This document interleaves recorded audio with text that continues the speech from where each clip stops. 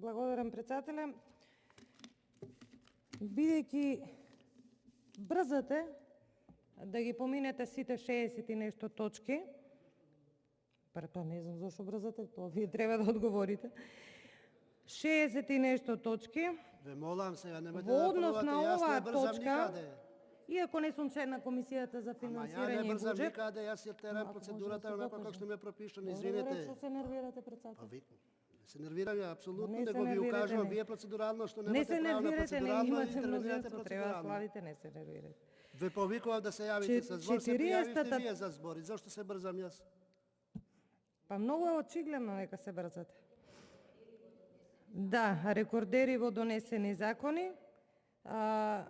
Не сум член, како што кажав, на Комисијата за финансирање и буџет. И претходната точка, а и оваа точка, сакав да ги поврзам по однос на петиот пакет кој што владата го најавува, а и да го искористам присуството на заменик министерот за финансии и како граѓанин да упатам прашања по однос на јавните дилеми кои што ги има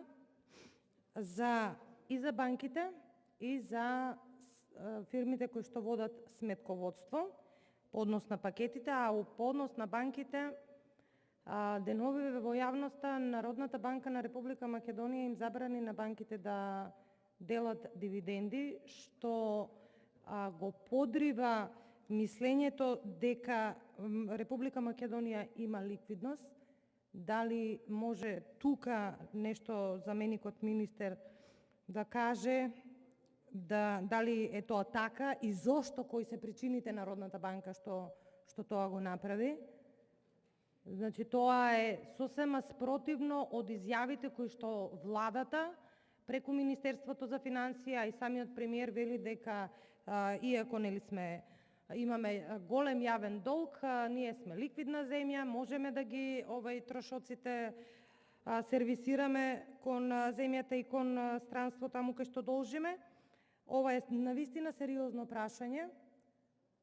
Не се сеќавам до сега, коригирајте ме ако грешам, Народната банка да упати такво предупредување до банките, а и доколку сметате дека треба да ми одговорите, а би сакала да ми одговорите дали во петиот пакет на мерки и во кој дел ќе бидат опфатени сметководителите кои што и самите знаете протестираат и укажуваат дека се недоволно третирани од владата по однос на сите овие 5 пакети на мерки. Тоа ми беше прашањето, почитуван председателе, така да немаше потреба од ваша интервенција. Тука е заменикот министер. Мислам дека ние како пратеници сите дилеми кои што ги има во јавноста се многу сериозни, особено по однос на финансиската криза која што ја имаме во Република Македонија. Сметам дека како пратеници, впрочем и тоа ни е работа, ние сме представници на народот,